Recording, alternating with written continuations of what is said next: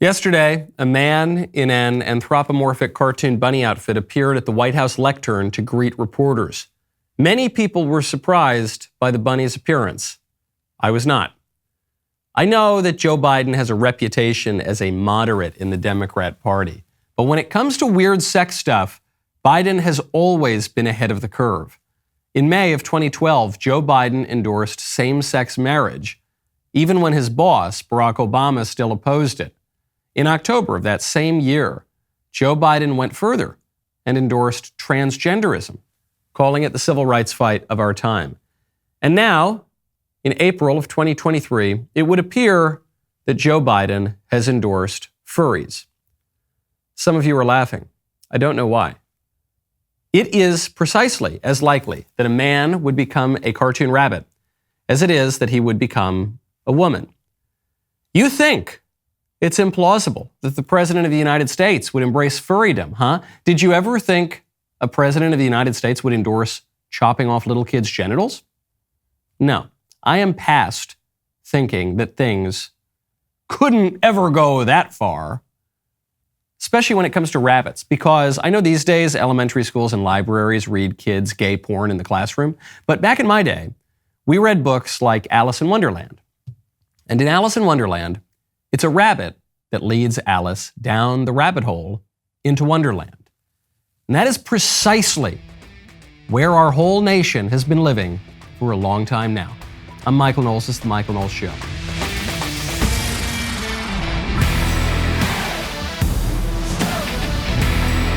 Welcome back to the show. The Dalai Lama asked a little kid to suck his tongue. We'll get to that very important news story in just a little bit. First, though, I don't want it to seem like I'm being too harsh on the anthropomorphic bunny.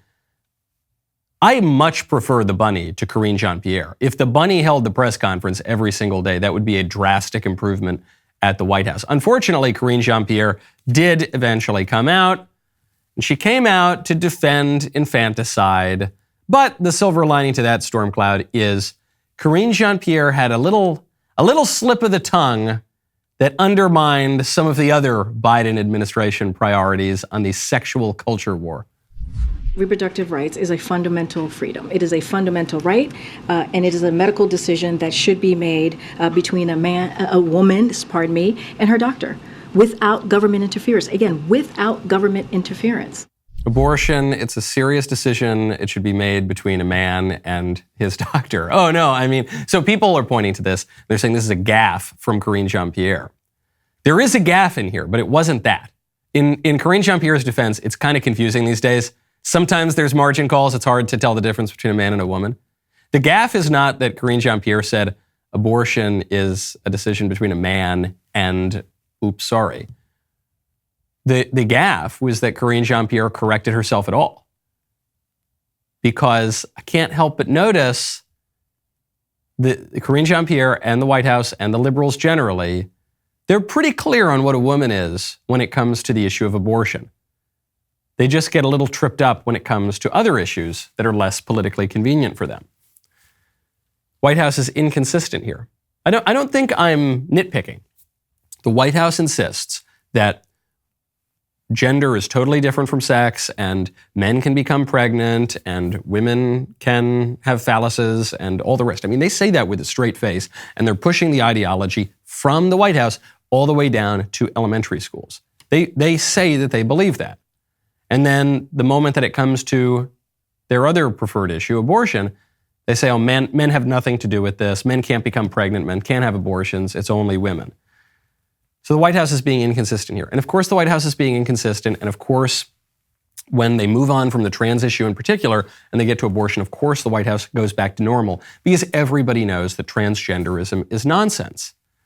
That's why I'm excited at the prospect of this debate that I'm scheduled to engage in at the University of Pittsburgh, which has gotten a lot of fanfare. I think there was something like 12,000 signatures on a petition to ban me from appearing on campus. I said it was kind of ironic because I'm scheduled to debate a transgender identifying scholar. So if you cancel me, you cancel the transgender identifying scholar. But I'm excited at the prospect of this debate because while I've received plenty of debate requests from 2-bit clout-chasing social media influencer types, I thought that's not going to do very much. The only way it's worth having this debate is if it is with the person who can give the best, strongest, most credible argument for transgenderism that there is. And so this professor that I'm scheduled to debate, Professor Donald, now he goes by Deirdre McCloskey, has half a dozen honorary doctorates, 3 degrees from Harvard, back from the day when a Harvard degree sort of meant something, has dozens of academic publications. I have no particularly advanced degree. I am but a humble podcaster. I only have 2 books and only one of them contains any words. But despite this David and Goliath kind of matchup here, I have the truth on my side. We know what a woman is. We know what a man is. We know that men cannot really become women. And so I want to see the other side steelman their argument as best as possible. Professor McCloskey has said that there's no reason to back down from a debate. He's actually opposed the people who want to shut down the debate. Said the way to stop bad ideas is with good ideas. He's said that this debate, quote unquote, this will be very, very easy. You know, he's sort of disparaged the idea that I could defend my position that men and women are different. So anyway, I think if the debate is going to happen at all on transgenderism, you want it to be with the absolute top scholarly intellectual people who can possibly defend it. And I think you could have 4 and 5 Harvard degrees and you still wouldn't be able to defend it. In fact, I think the more Harvard degrees you've got, probably the more confused you get on that issue. Look at Karine Jean-Pierre. Not Karine Jean-Pierre, rather. Look at Judge Ketanji Jackson, the Supreme Court justice who was asked, what is a woman? And when she was asked, what is a woman? She said, well, I don't know. I'm not a biologist. 2 Harvard degrees, but can't quite tell. So it's important to hash that out because even the liberals admit they know it's crazy. When Karine Jean-Pierre is at the White House lectern, she admits men cannot get abortions. So, okay, let's good. Have the debate, resolve it once and for all. Now, speaking of taking care of yourself, speaking of your body, when you want to look good, you got to check out Genucel. Right now, go to genucel.com/Knowles. The day when skincare was just for women are over. Are you tired of dealing with puffy eye bags, dry skin, and wrinkles? Do you want to look and feel your best every day? Then start taking your skincare routine seriously and check out my friends over at Genucel Skincare. My producer, Ben Davies, uses Genucel's Dark Spot Corrector. Mr. Davies, that guy can use all the help he can get, okay? This is formulated with revolutionary ingredients that effectively diminish the appearance of unsightly dark spots, acne, scarring, and any other patches of discoloration. The Genucel Dark Spot Corrector leaves Ben with a bright, even complexion. Definitely brighter and evener than he started with. He looks younger, healthier, and more vibrant than ever. I love all of Genucel's products, but I particularly love their under-eye bag treatment. Say goodbye to fine lines, wrinkles, and even those annoying under-eye bags. Genucel will have you looking 5, 10, or even 15 years younger, just in time for the normal weather. They guarantee results in as little as 12 hours or your money back. Try Genucel's most popular package for 70% off at genucel.com/Knowles. All orders are upgraded to free shipping, and every subscription order includes a complimentary spring spa box with 3 spa essentials. 3 free gifts plus free shipping. Go to genucel.com/Knowles, genucel.com/Knowles. And speaking of gender confusion, it's not just affecting kids and teenagers. Mr. Beast is probably the biggest YouTube channel. His videos get tens of millions, hundreds of millions of views. Mr. Beast's sidekick is a guy named Chris Tyson. Sorry, was a guy named Chris Tyson. I don't say that because he's dead. I say that because he says he's no longer a guy. Chris Tyson is 26 years old, and he has just decided that he is secretly a woman. Chris Tyson has made all sorts of jokes about transvestites and transgenderism, and he's mocked the idea of it before. Now, he says, I am transgender. I am a woman. All fun and games, right? We kind of giggle at it. I pity everyone who falls into this confusion. But this is even worse because Chris Tyson is married and has a 2.5-year-old child.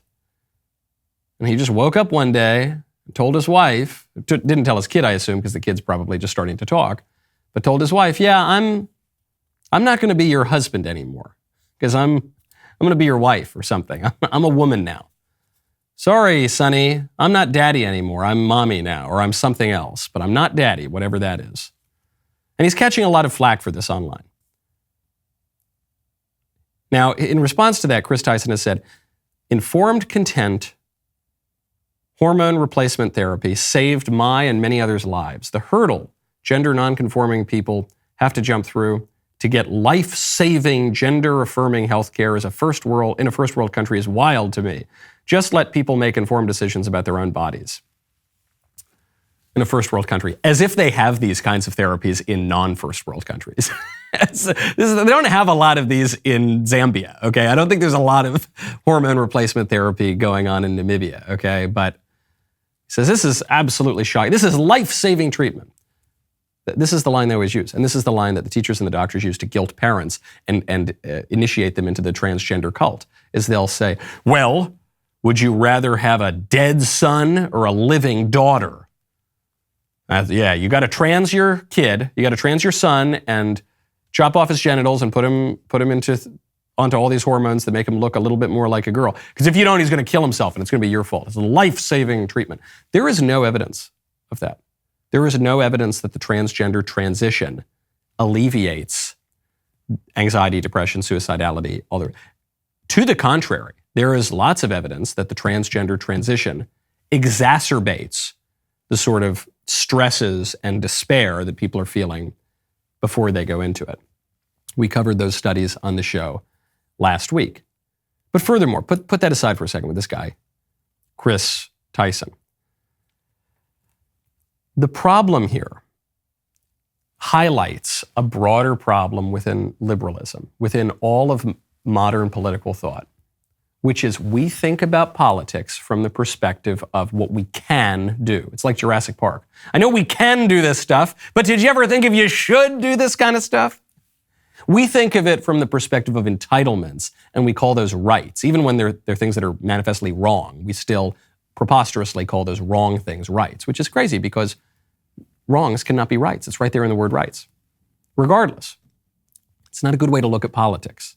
A better way to look at politics, a better way to look at your own identity is not from the perspective of rights and entitlement, but from the perspective of obligation. Not what you are owed, but what you owe to other people. The reason what this guy is doing publicly is wrong is because he has an obligation to his wife to be her husband.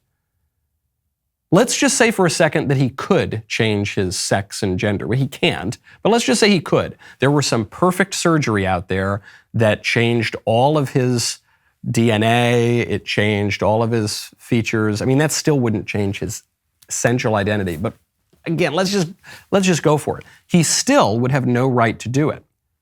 He took a vow to be her husband. He has a role, he has a job to do, he has a duty. And by neglecting that duty, he is committing a grave injustice against his wife. Then think about his kid. He owes it to his kid to be that kid's father. That's his role. That's his job. That's his duty. He doesn't have the right to shirk that duty. In pursuing his sexual fetish, he is denying his son what his son is owed, namely a father. That's wrong. And we all do this. We don't all go trans, but we all in modern life, we tend to shirk our duties.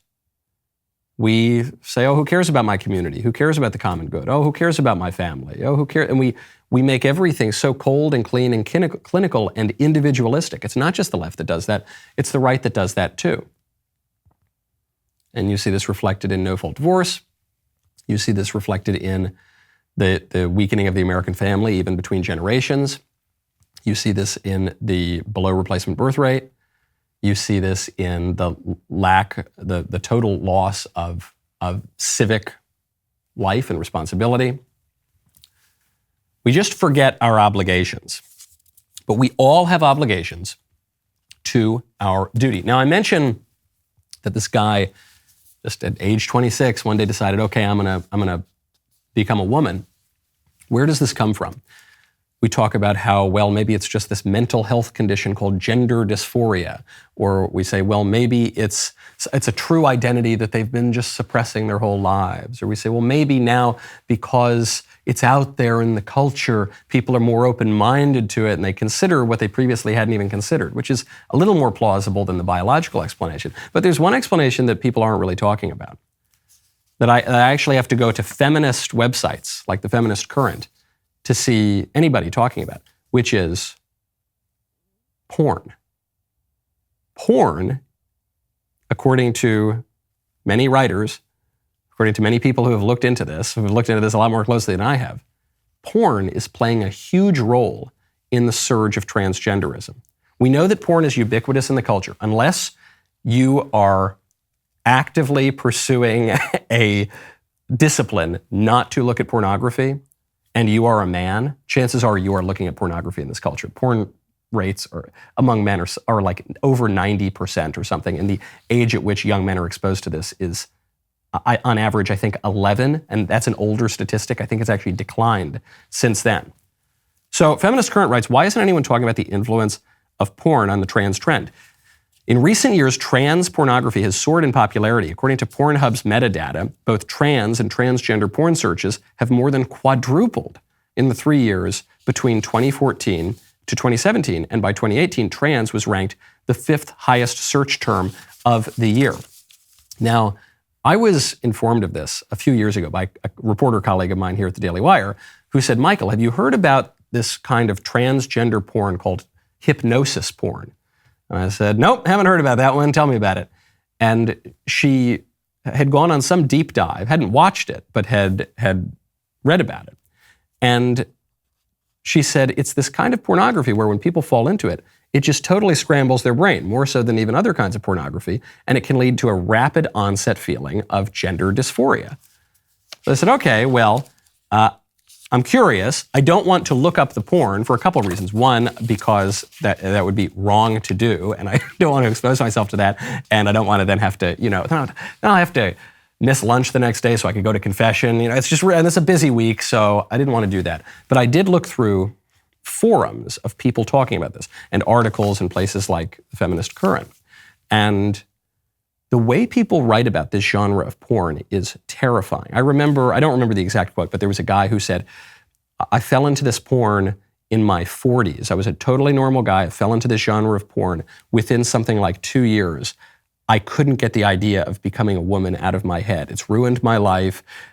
Another person said that it seemed like a military-grade psychological weapon. So I thought, oh my goodness, even when I'm reading about this kind of porn, I don't want too many details because it seems like it's really, really potent. And it would probably help to explain the shocking surge in transgender identity.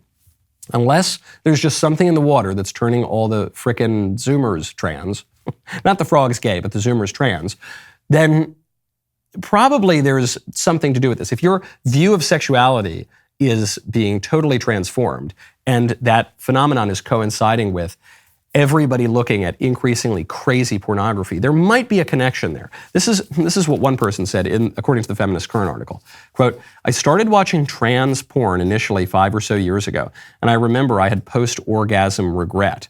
So, he finished looking at the porn, doing whatever he's going to do, and then he felt shame at that, which is a good feeling to feel when you do something like that. But he says, back then I imagined myself as the guy. About a year and a half ago, I started to imagine the possibility of being the girl in these scenarios. I wanted to be, I'll clean up a little bit of the language here. I was turned on by the submissiveness of it, he says. Then he goes on, this has led me to have some gender dysphoria, as I would love to be the woman and see where that would take me in my life as a fully transitioned trans woman. Too long didn't read. My sexual and gender identity has been completely flipped on its head because of this hypnotism type porn. All of which is to say, the White House has just declared that the COVID pandemic is over. Oh, good. That's glad. I'm sure you can all breathe a sigh of relief. I know that you were on the edge of your seats, worried, staying up at night because you were so worried about the COVID pandemic. We were told for years that COVID was the greatest public health crisis in the country. Porn is by far the biggest public health crisis in the country. And it's the one that no one's allowed to talk about. No one who objects to it is allowed to bring it up.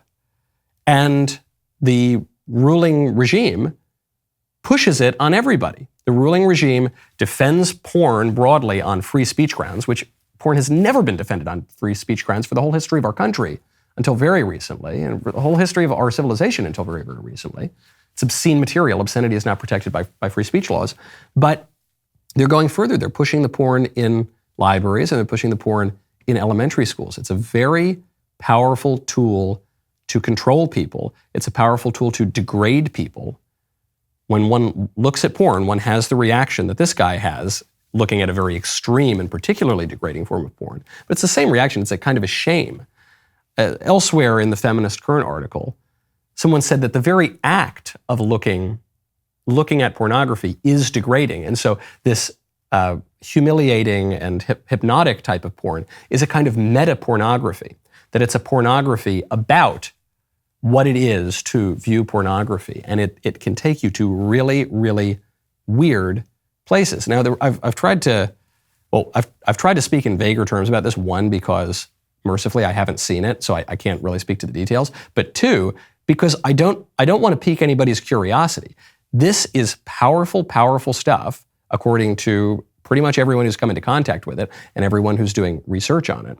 And it would seem clear to me is leading to lots of terrible effects on public health, and little kids are being exposed to it. And we're just dilly-dallying. We're doing nothing about that. We're worried about COVID. Oh no, the kid might catch a cough, which statistically won't do anything to him. What about that? If you've got something warping people's minds that has the objective of degrading people, and you degrade and humiliate a whole people, how are you supposed to have a great country? Now, when you want to edify yourself, when you want to educate yourself, you might want to check out Grand Canyon University. Are you ready to take the next step in your education but struggling to fit traditional classes into your busy schedule? Grand Canyon University's online programs are designed to make earning your degree easy and accessible no matter your age or stage in life. Whether you're a busy professional looking to advance your career or a stay-at-home parent juggling family responsibilities, GCU's online courses give you the flexibility you need to learn on your own terms.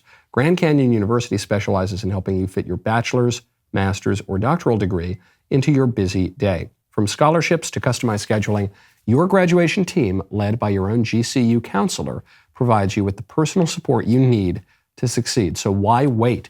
If you're ready to take your education to the next level, you need Grand Canyon University. Find your purpose at Grand Canyon University. One of my favorite schools I've ever visited. I've got some colleagues, actually, who I met visiting Grand Canyon University. Now they work with us. GCU.edu, that is GCU.edu. If you're looking for something interesting to watch, check out our series, What We Saw, hosted by storyteller Bill Whittle.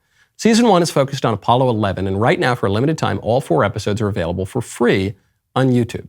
Meanwhile, on DailyWire Plus, Season 2 of What We Saw is in full swing, and this time, Bill has set his sights on the Cold War and the tension between 2 superpowers that lasted for 45 years. Episode 5 picks up with the death of Joseph Stalin as a newly inaugurated President Eisenhower has just taken office. With knives out for succession in the USSR, Eisenhower sees this moment as a brief window of opportunity to reset the conflict. Bill makes you feel like you're there, witnessing history. New episodes of Cold War come out every week, but you've got to be a member to see it. Go to dailywire.com/Cold War to start watching. Also, this past weekend, Yes or No, the greatest interview show on the internet, came back with a new episode. I sat down with the youngest member of the Daily Wire family and my Jeremy's chocolate counterpart, Brett Cooper. We bridged the generational gap this episode, so you're not going to want to miss it. You also shouldn't miss your chance to bring the fun home and order Yes or No, the game, right to your door. That's right, the pre-order is over, and Yes or No is in stock at dailywire.com/shop. We are actively shipping games once more, but do not wait. They just sent out a lot of the pre-orders, and it took out most of the stock that we've got right now. So I would strongly recommend, if you do want a copy, that you get it now. Last time we did this, it sold out instantly. So order your copy and secure it today. dailywire.com/shop. So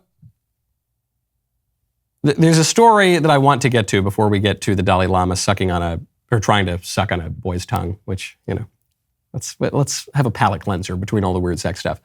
There is a big threat to journalists right now. A big threat even to my job. But because I consider myself working as a journalist, but not of the journalist class, because I think that the establishment media, the mainstream media, are effectively the enemy of the people. I'm celebrating this, even though it threatens my own employment. Kuwait has just rolled out a virtual news anchor. Her name is Fedha.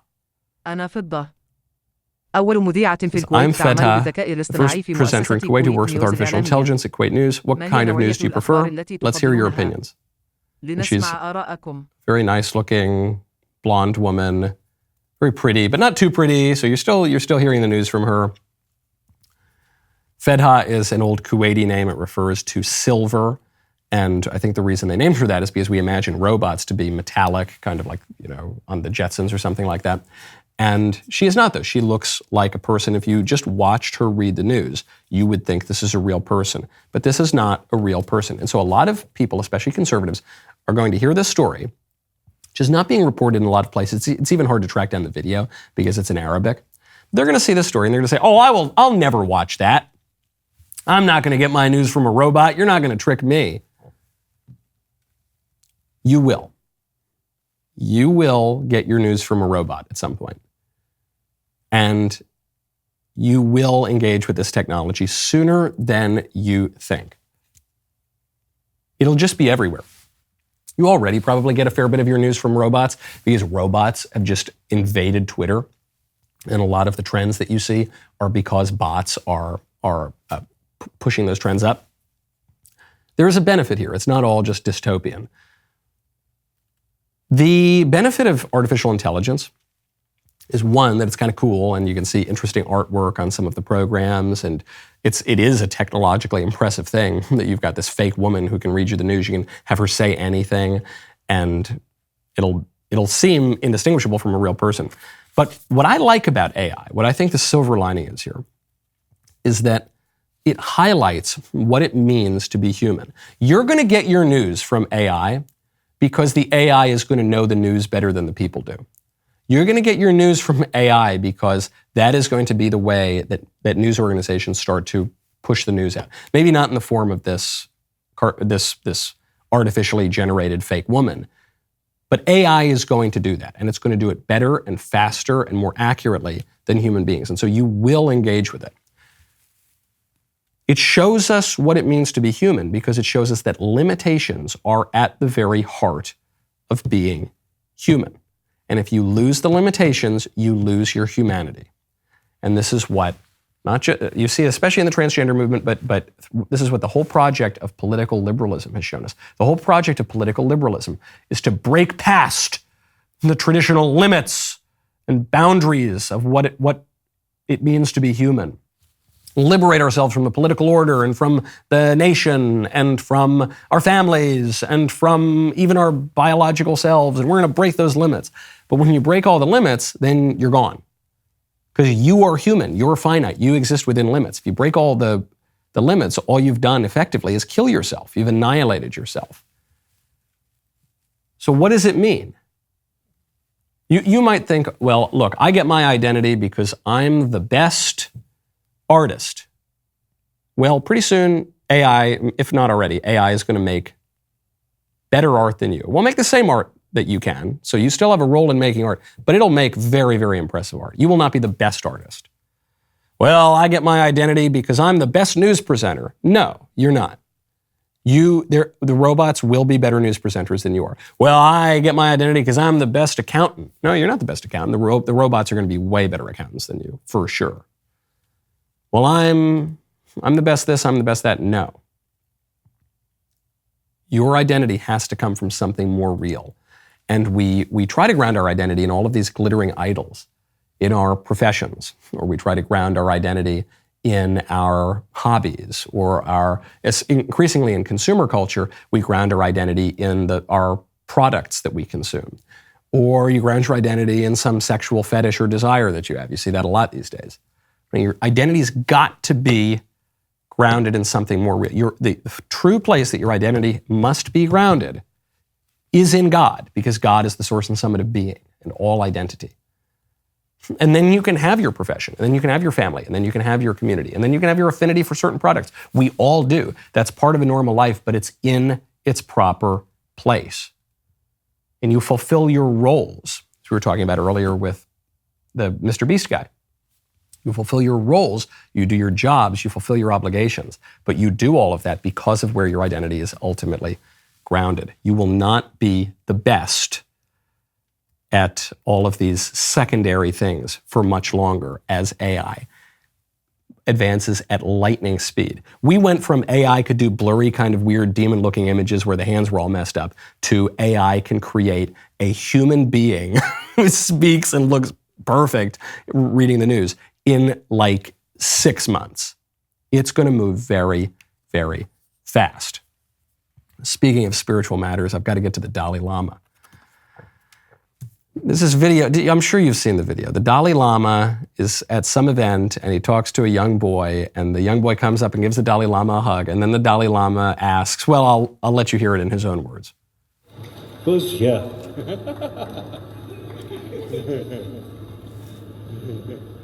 Then I think finally here also. Okay, so then he gives the boy a little kiss on the lips. And the audience is sort of laughing and clapping. Put their heads together.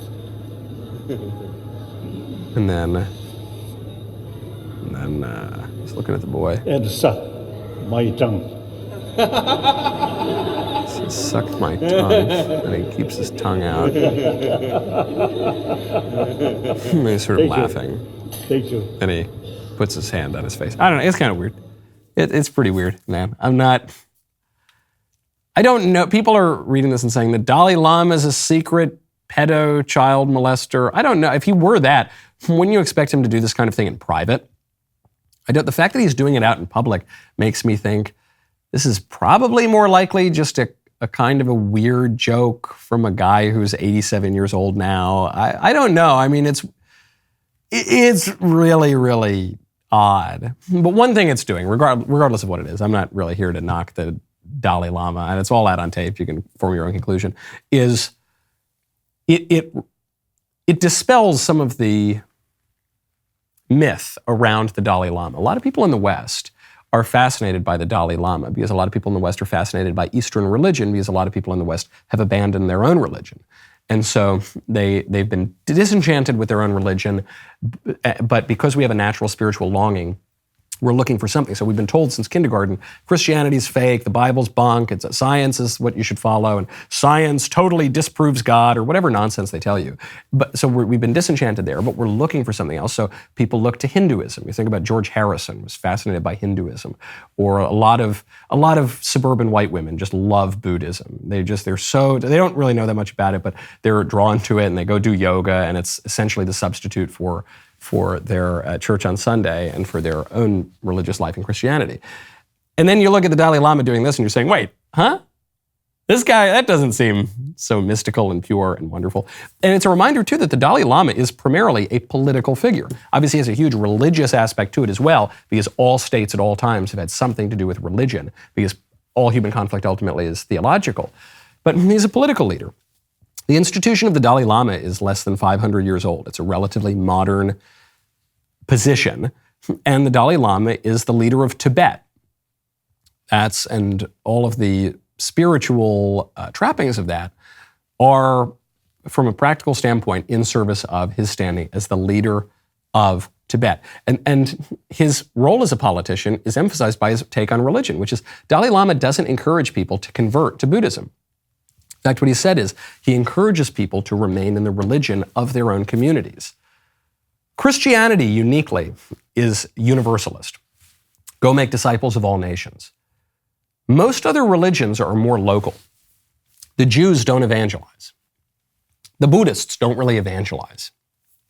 The Hindus don't evangelize. They're social structures from within their own tribe and from within their own nation. And the fascination with the Dalai Lama and the Dalai Lama's insight on politics should remind us of that. There's no escaping religion in your life. And there's especially no escaping religion in politics. Religion rather, forms the basis of politics. So which religion is it going to be? It's going to be Buddhism. We're going to live in a Buddhist nation. Is America going to become a Hindu nation? I don't think so. I think it's probably going to be a Christian nation. So what does that tell us about the way that we ought to live and structure our politics? We got to talk to each other about this kind of thing. When you want to talk, you got to check out Pure Talk. Right now, go to puretalk.com, use promo code Knowles. We all know about the big wireless companies out there. They lock you into these horrendous contracts, and if you try to get out of them, what happens? They tack on outrageous charges. That is one of the big reasons why I made the switch to Pure Talk, where there are no hidden fees, no contracts, and no hassle. Pure Talk's U.S. customer service team helped me make that switch in as little as 10 minutes, and I was even able to keep whatever phone number I wanted. If you want a new phone number, you can get that. If you want a new phone, you can get that. Pure Talk just makes it all so easy. Pure Talk has a range of affordable plans to choose from. You can find the perfect option for your needs. Unlimited talk, text, plenty of data for just $30 a month. Their 5G service is super fast, consistent, does not drop calls. You can get the same coverage you're used to, same networks, at half the rate you're currently paying. Pure Talk saves the average family over $900 per year. Go to puretalk.com, enter promo code Knowles to save 50% off your first month. PureTalk.com, promo code Knowles. Pure Talk is simply smarter wireless. My favorite comment yesterday is from JB Amazing 100, who says the release date of the Mario movie, April 5th, should officially be known as the Italian Day of Visibility. I agree. Maybe the Italian Day of Vengeance. All right? I want these people who are discriminating against the Italians. I want their political power dead. I want their ideology dead. I want their house burnt to the ground. I want to go over the ground. I want to piss on the ashes. Sorry, I don't know what happened. I was possessed by the Italians of my ancestry in ages before. It is a day of visibility. It's great, and John Leguizamo was very upset about that.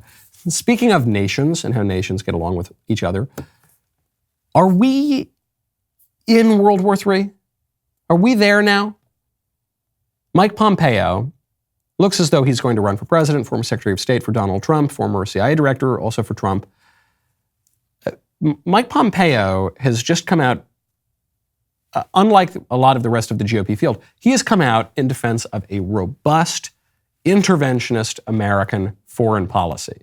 So a lot of people aren't going to like it, but it will give people a choice, and Pompeo is sticking by his convictions here.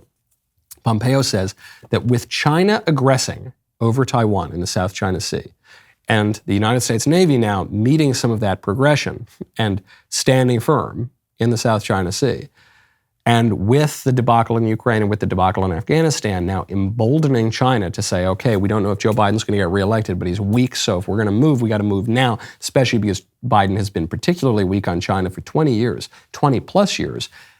Tensions seem to be ratcheting up, and a Chinese invasion of Taiwan could be the last straw to prompt World War III. We've already got the war in Europe based around Ukraine. If you get a war in the Pacific, you have a world war, and it's between all the same powers. That's called a world war. And so Pompeo says the way to stop this is to spare no resource in defending Taiwan, including the use of American troops. I know the Taiwanese foreign minister who you played the clip from earlier. He's precisely right. There could be an accident there that could escalate pretty quickly. The task for the United States is to protect the things that matter to Americans. And make no mistake about it, the business and industry that sit on the island of Taiwan, which should be recognized as a sovereign nation, is essential to American commerce. We need to make sure that we're doing everything we can to provide Taiwan with the tools it needs. Contrast that with what the Biden administration has done in Ukraine, where they've allowed this war to linger on. Are you on board with that as well? U.S. troops on the ground to defend Taiwan? Senator, we often talk about Taiwan in isolation. Think about this. Japan will almost certainly get drawn into this if there's an invasion of Taiwan. We have a security guarantee to support Taiwan, much like Article 5 in the NATO agreement. What we need to do is focus today on giving the Taiwanese the tools they need to make sure that this day never happens. That's what we did for 4 years, and we reduced risk to America. But when push comes to shove, the United States is going to have to be all in to protect American interests throughout the Pacific. So there he is. And this is a pretty standard Republican position. It's gotten a little complicated in recent years, but the position is we don't want to go to war. We Republicans are less inclined to go to war than the Democrats are. And therefore, in order to prevent war, we are going to threaten war more than the Democrats will. The argument is, Reagan said it, peace through strength. And what the Democrats do is they seem very weak, and that weakness invites aggression. And you see that happen in Ukraine. Joe Biden said, we're going to take the sanctions off of Russia. And by the way, Russia, if you invade Ukraine, if it's only a minor incursion, we're going to let that slide. And so what happens? Russia invades, then America feels the obligation to go in. They won't just give Ukraine up to Russia. And so there's a schizophrenic foreign policy, and the conflict escalates. Wars have started. I'm not making any point over what Pompeo is saying. I'm just pointing out wars have started over a lot less. Major wars, world wars have started over a lot less than what's going on in Ukraine and what's going on in Taiwan right now. Could happen very, very quickly. And how will we even know about it? What can we even believe when the media are so dishonest? We know that the Chinese media are dishonest. That's propaganda. That's state media. We know the Russian media is dishonest. It's state media. It's propaganda. And we know that the same is true of our media and our news outlets, even though we don't want to admit that. This is why I love what Elon just did on Twitter. Elon just branded NPR state-sponsored media, like he does to Iran and Russia, North Korea. It says, this is state-sponsored media. Now, he backed down a little bit because now it says it is government-funded media, so not totally state-sponsored. But the point remains the same. People were shocked by this. Why are you shocked? It's called National Public Radio. Shocked when we would do this to PBS. It's called public broadcasting. Why can't we call it state-sponsored media? Oh, because it's only state-sponsored media when the bad guys do it. When we do it, it's great. The BBC is not state-sponsored media. No. Elon actually responded when the BBC objected to being called state-sponsored media.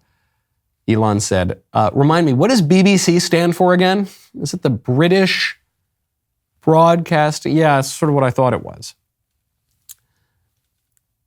Political concepts are much more universal than we want to admit. And this is where I think a little bit of the disconnect comes in with Americans looking around at the rest of the world. We pride ourselves on being the best country on earth. And when we've got good leadership, we are the best country on earth. When we've got bad leadership, things can go very, very wrong. But yeah, when we've got good leadership, people are doing the right thing, we are the best country on earth. But we're not totally different from other countries. We have this idea that other countries do all of these terrible things, and we would never do those things because we're fundamentally different countries in the way that we conduct politics. That isn't true. China. Do you know China has a social credit score? In China, if you contradict the ruling regime, you can be silenced, you can be prosecuted and investigated, you can be told that you can't board airplanes, you can be debanked and kicked out of financial institutions, you can be removed from the economy, all of those things happen here. Maybe not as at the scale that you see them in China, but all those things happen here. And do you know in China, if you oppose the regime, they'll throw you in prison? And they'll do it on trumped up charges? Oh, you don't say. Oh, yeah? Talk to the grannies from January 6th. Do you think? Well, the gangsters from BLM who looted and rioted and pillaged and burned, well, they just go free. The DAs let them off the hook. The grannies who went in and took a picture in the Capitol, they're rotting in solitary. But you want to tell me about prosecuting political dissidents? Well, China surveils the population. That's right. They've got cameras and data collection and surveillance everywhere. Interesting. Tell me about a little branch of the government formerly known as the No Such Agency. You ever hear about that? The NSA? You really want to lecture China about data collection? No. We engage in these things. And I'm not even knocking the United States for doing it. The concepts that form political life and the practices that form political life are going to be basically universal because nations are relatively similar. The implementation and how they're particularly implemented, that's what's going to be different. The spirit that animates a people, that's going to be a little bit different. That's why ultimately it's the religion that animates a people and our moral understandings and the way that we're going to limit what we do. That's going to be different. But that's where the difference lies. It doesn't lie in these fundamental political practices. Those are common to pretty much everybody. Now, speaking of the state, Joe Biden has actually subverted expectations. He's one of the most predictable, shallow, empty-suited politicians out there. But he is defying one big expectation, which is all the smart people said for years now, Joe Biden's not going to run for a second term. Joe Biden can't run for a second. It's ridiculous. He's not going to run. Here's Joe Biden on Easter Sunday. Will you be taking part in the Easter egg rolls after 2024? Well, I plan on at least 3 or 4 more Easter egg rolls. At least 3 or 4 more? Maybe 5. Maybe 5? maybe 6. What the hell? Are you saying that you would be taking part in our upcoming election in 2024? Well, I'll either be rolling an egg or being the guy who's pushing them out. Come on, help a brother out. Make some news for me. I plan on running out, but we're not prepared to announce it yet. I think he means it. Joe Biden is rarely sincere about anything in his whole life, but I think he means it. Why would he quit? Because it's good for the Democratic Party? What does Joe Biden care? Joe Biden's 1,000 years old. He doesn't stand to benefit from serving the parties. He's served his party for 50 years at the federal level. He wants to be president. This guy has wanted to be president since he was in the womb. That's the object that he has doggedly pursued his whole life. Why would he give it up? If he can still stand and speak, which he sort of can do right now, I don't see why he wouldn't. And by the way, I'm not sure that it's good for the Democratic Party for him not to run. It shows that the ship is unstable if the leader steps off. Shows that things aren't totally ready to go. It's an admission that things aren't going great. And who's going to come fill it in? Liz Warren, everyone hates her. Pete Buttigieg, give me a break. Kamala Harris, yeah, okay. Gavin Newsom, maybe, but he's totally untested. And a Democrat has never won the White House from California. Last person to win the White House from California was Ronald Reagan. Politics looked a lot different back then. I think he means it. So you might very likely have another match-off between Trump and Biden. Though there is some interesting polling on the Republican primary race coming out of Florida now. I'll leave you on that cliffhanger. We'll have to get to that tomorrow because we're about to enter the membrum segmentum, the member block here, baby. The rest of the show continues now. You do not want to miss it. Become a member, use code Knowles, K-N-O-W-L-E-S, at checkout for 2 months free on all annual plans. DailyWire.com/Knowles. See you there.